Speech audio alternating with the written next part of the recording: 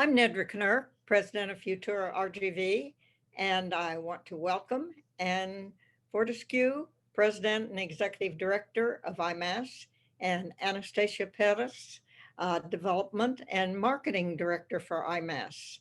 And so welcome Ann and Anastasia. And first, I do want to recognize and thank the sponsors who help bring these Futura RGV discussions to you. And that's Clark Chevrolet, Rhodes Enterprise, Sam Garcia Architect, Frost Bank, IPC Bank, Rio Bank, Val Peason, DHR Health, Ernie Williams, Code RGV, Copy Zone, and Upper Valley Mail Service. And we really thank them for making this possible. Now, this discussion and those of other Valley leaders are on the Futura RGV web Facebook page, YouTube, and social media for further viewing. Now, our moderator, Mario Lopez, a Futura RGV board member, will discuss with Ann and Anastasia how the pandemic has affected our cultural life and how important our arts and culture can be as we adjust our lives to cope with the stress of COVID and still enjoy our museums. So now, Mario, will you and Ann and Anastasia help us understand the importance of recognizing and enjoying the beauty of our arts and our culture during the pandemic? Mario? Absolutely. First of all, thank you so much, Ann and Anastasia, for being here with us today, taking the time to talk to us. As we understand, we are in the middle of a global pandemic and the Valley has not escaped it, but we want to learn from you guys as much as possible. First of all, how has the pandemic affected the International Museum of Art and Science? As a lot of people know, I worked there for 10 years. I know exactly what goes on in there, but I don't know what's going on in there during a pandemic. And I couldn't even have imagined it. So you guys are definitely in uncharted waters. And you're here to tell us, what the experience has been. So I guess we'll start with that. What has changed? What's different? What has been? What measures had to be implemented to keep the public and the staff safe? And of course, how has the museum stayed afloat? It's no secret that every business is suffering right now, and that I guess that's also the museum. It's also going through a bit of a struggle, but you guys are here. That means that the museum's still alive. So that is great news, and we want to hear from you. Well, Mario and Nedra, thank you so much. I think what I will do is I will kind of start and kind of put our conversation in context with a little bit of a look back to the spring and kind of what we went through when the closures first occurred.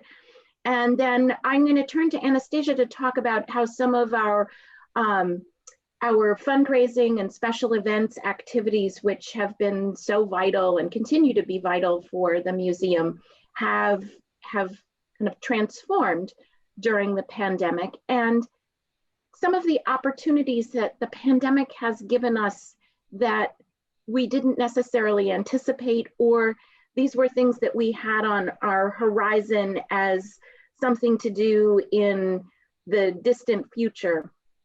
And the pandemic, of course, has accelerated many of those things. Of course, not the least of which is our use of and reliance on technology. But we'll come back to that in a little bit.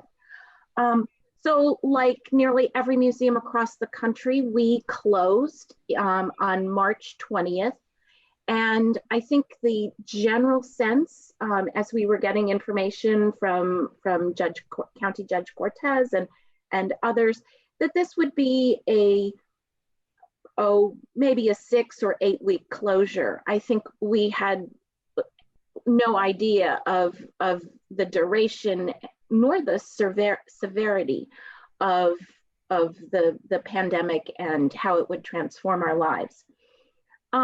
One of the things that I did very early on, probably within a week of closing, was have regular communications with McAllen Public Library Director Kate Horan, since we have, in some ways, very similar kinds of public activities. And I knew that the library was doing some very thoughtful planning in terms of how to reopen safely. And so that was a model that I felt could be easily adapted to IMAS. And in fact, it worked quite well for us. Although I will say, I think we all felt like we were driving a little blind. We just did not know what to expect. So when we closed, I think the first thing that we, as a staff, that we all felt was we really needed to stay connected to our audiences. And so staff very quickly figured out how to take many of our in-person experiences and programs and adapt them for online engagement. And then I think as we moved closer to opening, we knew that we would still need to keep that same level of online engagement even as we reopened on June 11th. And we reopened at a limited capacity. We dramatically reduced our admission. IMAS has long been a partner in a national program called Museums for All, which makes a museum visit affordable for families who receive food stamps. And so it's $1 per person. And we just decided to adopt the Museums for All admission price. And we've had our admission at $1 for everyone ages 4 and up. Of course, members are always free. And that, I think, has helped those people that certainly feel comfortable visiting do so. And we've seen a number of families. Interestingly, we've also seen a number of young adults, which is not an audience that we had in great number before the pandemic. However, I think that as typical young adult indoor activities have been curtailed by the pandemic, those enterprising young people are finding ways to do things together that are safe and enjoyable. So we've had, I've had a number of actually lovely conversations with some of the Valley's young people. For many, this has been their first visit to IMAS, or maybe their first visit since they were in 2nd grade. And they really are delighting in discovering or rediscovering the museum. And I think that points to a benefit that most of us, I think, have known for a very long time, that we all need a break from screen time. And too much screen time isn't always good for creative thinking. And it's also, there's also something extremely important about taking time to reflect. And a museum is a wonderful place to do both of those, take a break from screen time and just have, I'll say, effortless reflection time. And I think that many museums across the country, those of us that are open, are welcoming our visitors who are doing just that. You know, it's a break from Zoom meetings and other online activities. And it's also an opportunity to see something that's real and authentic, and to pause and, as I said, reflect. Now, having said that, we have, I think, a fairly cautious audience. Our attendance has slowly crept up but it is nowhere near our pre-pandemic levels, even on those days that we are open. And we are open Thursday through Saturday from 10 a.m. to 1 p.m. and then from 2 p.m. to 5 p.m.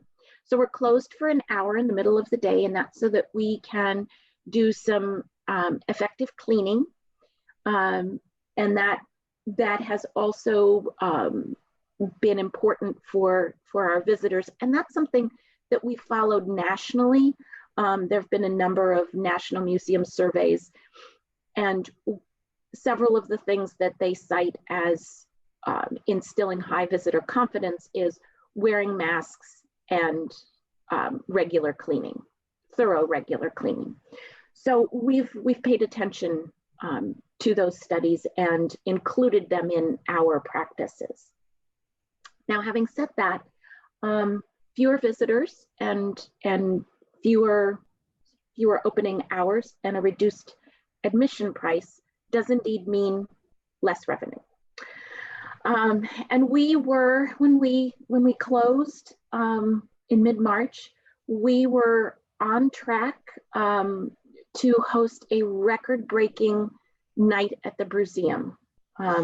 Something Mario knows well. Mario's been, as he mentioned early, a longtime steadfast supporter of IMAS and serves on our Bruseum committee. So he was quite aware of the momentum leading up to this event and the kind of extraordinary screech that we kind of halted the in-person activities and suddenly poured all of our energies into figuring out how to do this online. So I'm going to pass the baton to Anastasia to kind of pick up the thread here and talk a little bit more about sort of how do you hold events in a pandemic and how do you raise money when you can't meet with people? Yes, and thank you for having us here on Futuro RGV. We're so thrilled to be able to talk about everything happening here at IMAS. So as Anne mentioned, we really did have to pivot quite quickly to an online audience, which we already had, and we were doing things for in some ways, but we really had an opportunity, I think, to just fully focus on that head on when we initially closed. And a number of our online programs started with that online base that we already had, and then it just grew from there. So we started right off the bat with our workshops and our educational programs. But as Anne mentioned, Bruseum was literally right after everything shut down. It was supposed to happen just at that, it was that 2-week window when everything started to shut down. So we had a wonderful creative team of volunteers. And I think that's another thing about the pandemic is that the museum has had an opportunity to really connect with our partners and our volunteers. And so the committee was just incredible. And we made the decision to make it a virtual online event fundraiser. And while it didn't raise what it would have raised initially, we were extremely pleased with its success, not only in the money raised for our programs and for our exhibits, but just in the connection to everyone who loves to come out and support the museum, which is what Bruseum is ultimately, is a fundraiser, a really fun fundraiser for the museum. So, we instead of reaching just whoever could come on site for this fundraiser, our online broadcast ended up reaching almost 4,000 views in its lifetime in June, when we broadcasted it a couple months after we had originally planned. But beyond that, we found that we were reaching thousands of people with our workshop Wednesdays, which grew from the pandemic. And those are online video, artsy video, how to do at home with basic materials that we've put out on our social media and our YouTube channel, which has grown tremendously during this time. I think, Mario, this might be a good time to share some of the slides too, to go along with what we have been doing. Yes, so we realized that we have a very talented staff, and we knew that, but I think this was another one of those silver linings in the pandemic, is that we had a chance to pursue those talents that we each enjoy doing, but full force. So we had staff that were very artistic. We have staff that are very artistic. We have staff with technology skills. We have videographers that do it as maybe a hobby, but we're able to apply all these things that we loved doing already and put that into our programs with so much heart. So for example, we started with, on the next slide, this is through about Q3 of the year.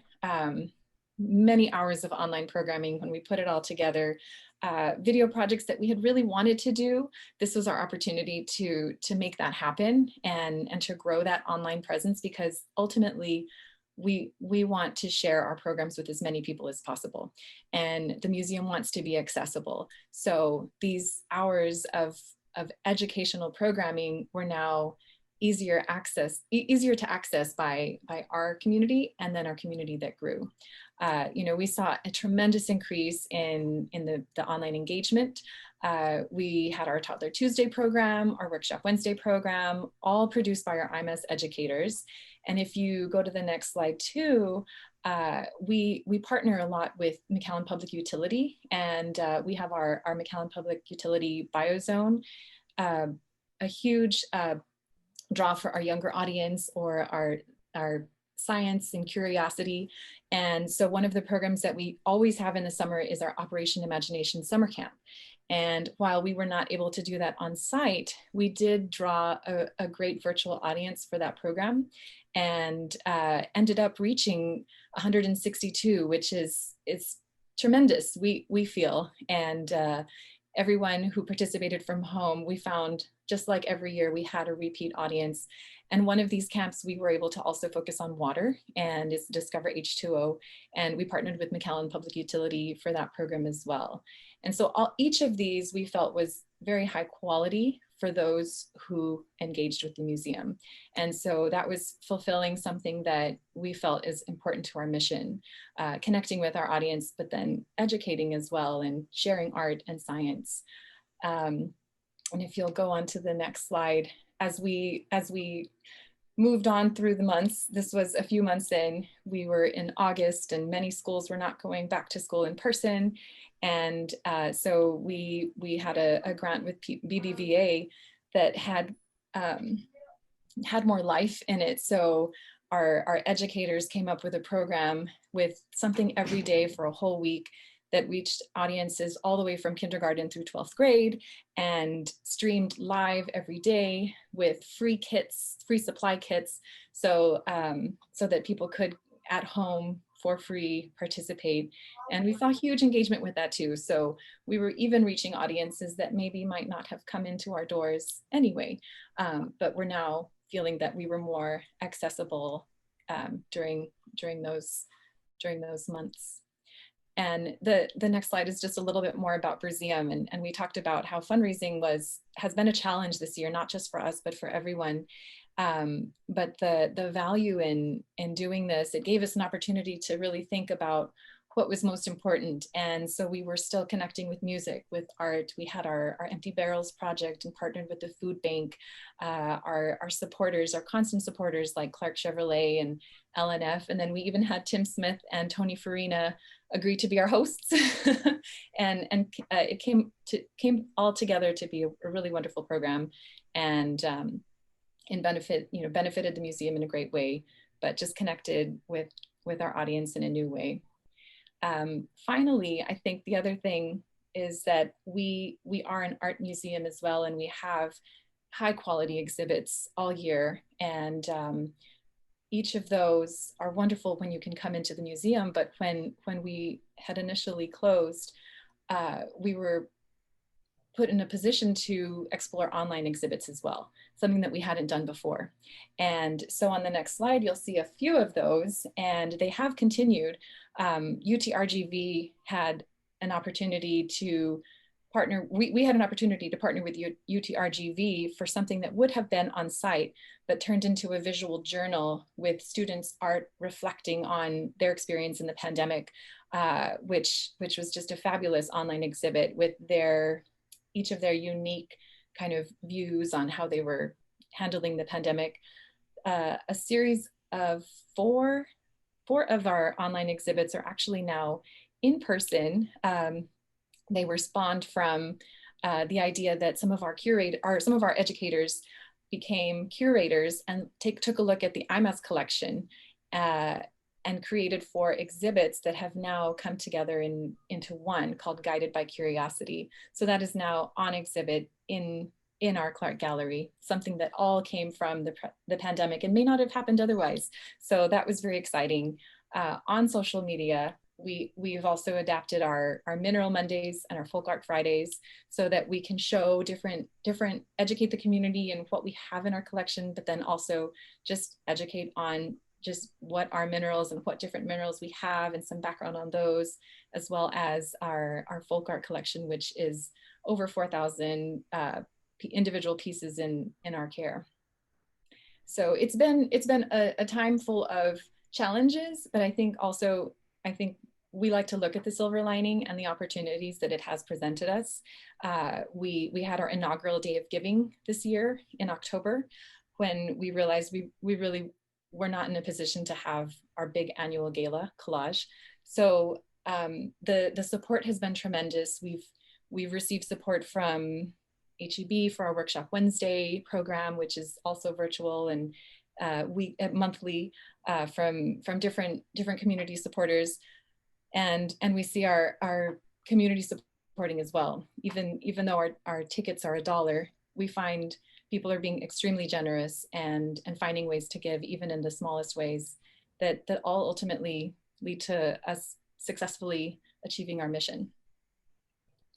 I wonder, Anne, if you want to add anything to that.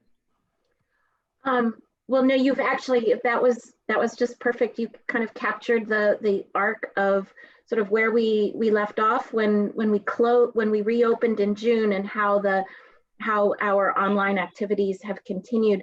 I think the other thing that we were all working toward about a year ago, in late 2019 and in early 2020, was really partnering with community members and engaging our audiences more deeply. One of the things that we had planned pre-pandemic was a community photography exhibit called Pollinators in Action, to run alongside a wonderful photography exhibition by professional photographers called Wild Bees. Again, the intersection of art and science in nature. And Pollinators in Action, we designed as both an online exhibition as well as an on-site one, with the 20 winning photographs on exhibit in our Welcome Pavilion. But I think with the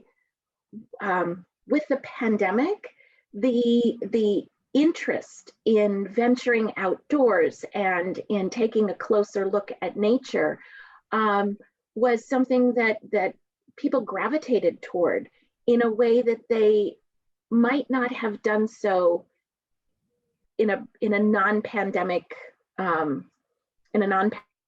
time. And I think as a result, we had some spectacular entries and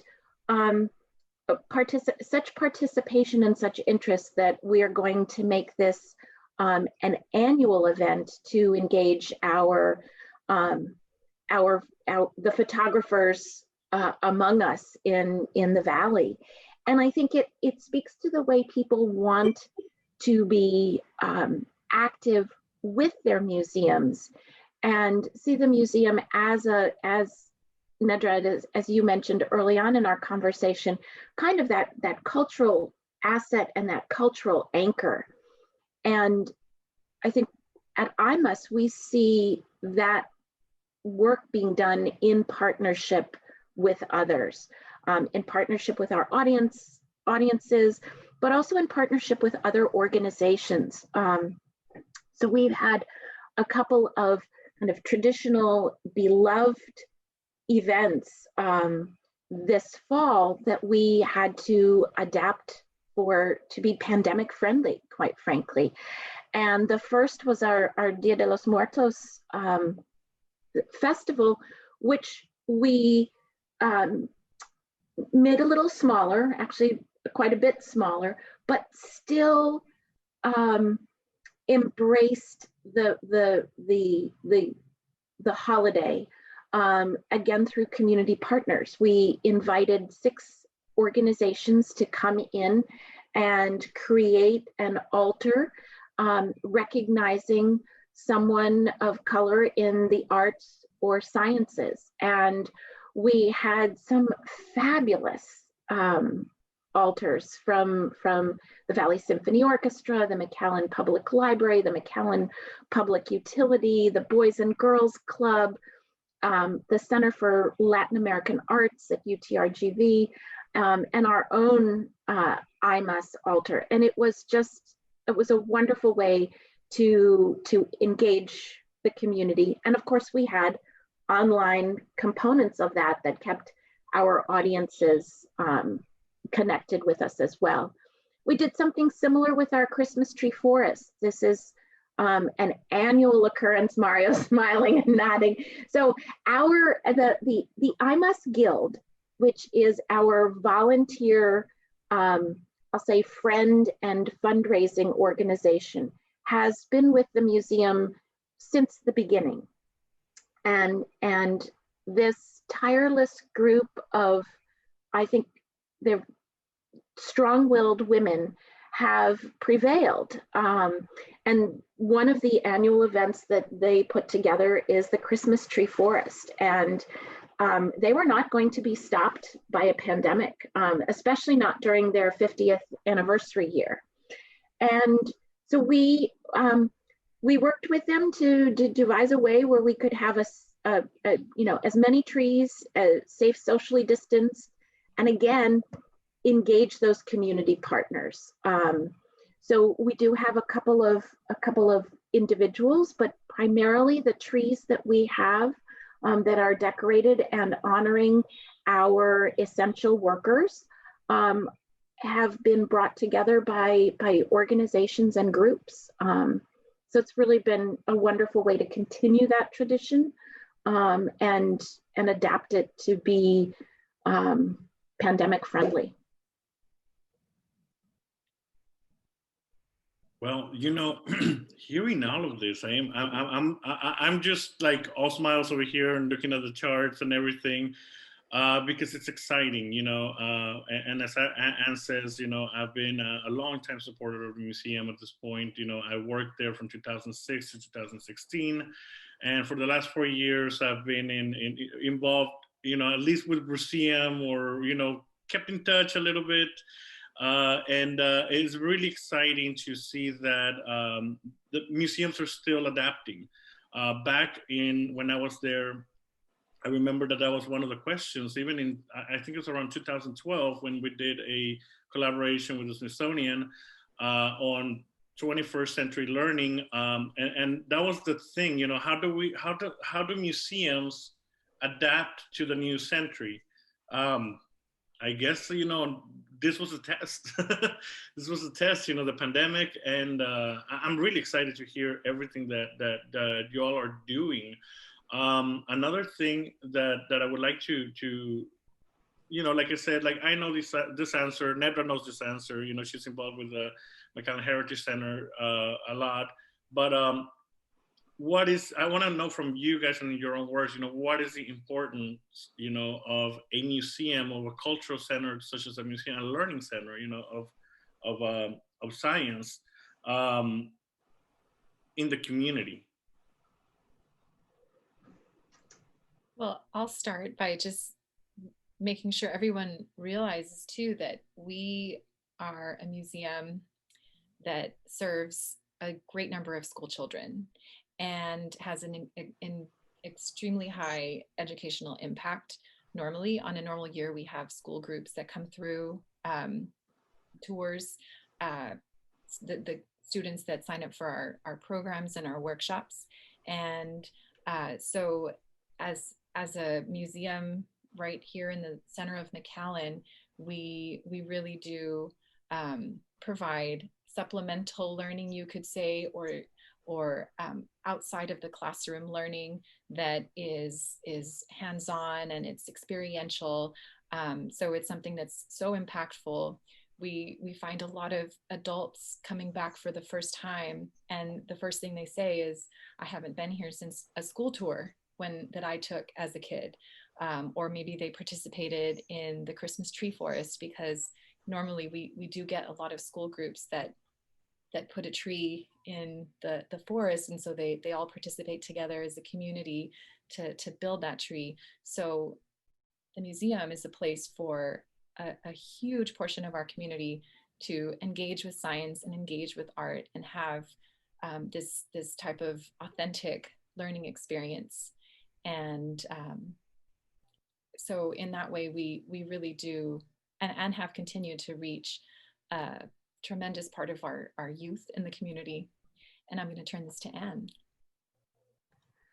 So IMAS is IMAS is a community museum, and that comes from the roots of its founding as a partnership between the city of McAllen and the McAllen Junior League. And I think as a community museum, rather than say a museum founded by an art collector wanting a place for their collection, our community has always been at the forefront of kind of what we do and who we are doing our work for.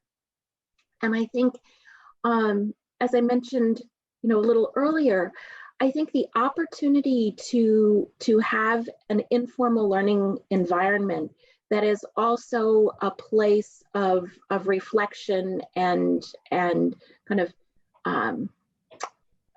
learning nourishment.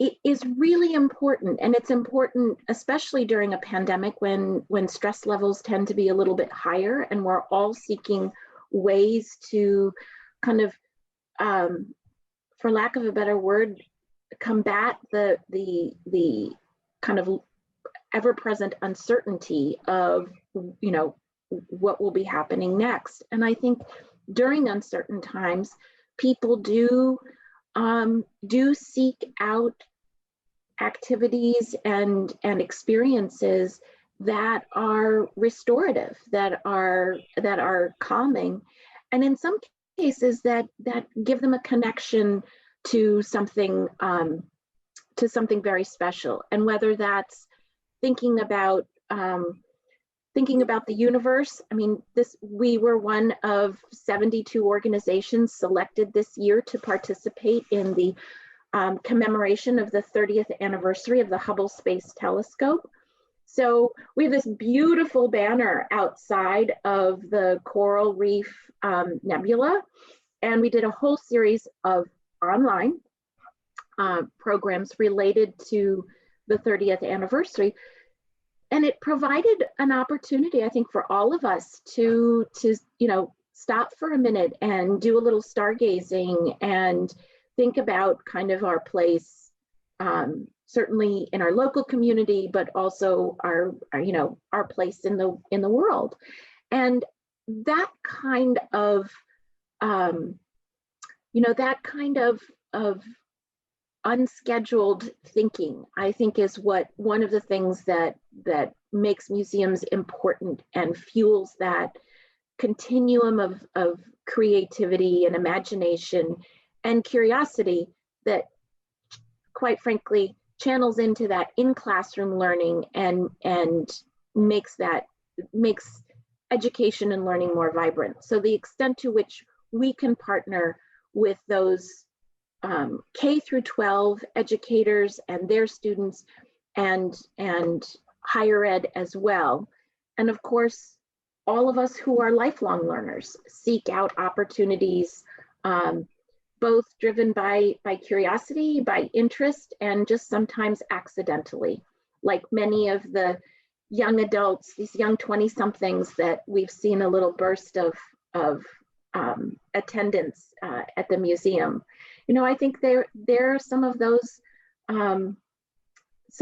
accidental learners who are, you know, awed and inspired by their visit to the museum. Absolutely. That's actually one of the biggest takes, I guess, I have from this is hearing that, you know, when I was there at the museum, that was possibly the hardest group to try to get there, the young adults. We got a lot of the older people who, you know, they appreciate art or grew up without technology, and they, you know, and it was always hard. We always had either children or older people, but it was really hard to get that age group. So that's a good accident, I guess. Well, I just want to thank you all so much for taking the time to come here, you know, to talk to us in Futuro.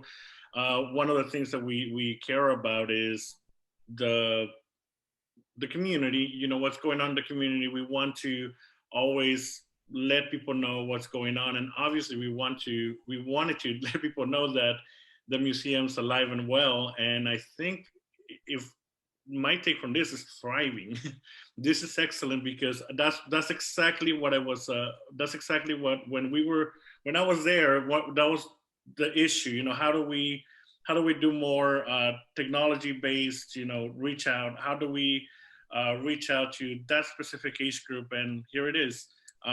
It took a pandemic, so I believe, and I think you all will agree with me, you know, that, you know, post pandemic, once things get back to normal, which they won't, and they won't in a good way, because now you have a strong base online. Now you have, you know, you're not restricted to your walls, and I think that's great, and great for the community. Nedra, I don't know if you have any last words or. I, of course, do. As I said, Mario and I always have a few more words. But Anne mentioned something that I find very, very important. She called museums learning nourishment. I really like that, Anne. And Mario said something about this pandemic has been a test for the 21st century for all of us. And I think our museums, and certainly IMAS, is passing that test. We're learning and making new ways of sharing our culture, our heritage with and for our community. And I certainly want to thank Anne and Anastasia and all of your staff at the museum for all that you have done to help us pass the test and create a learning nourishment. So thank you very much. Thank you.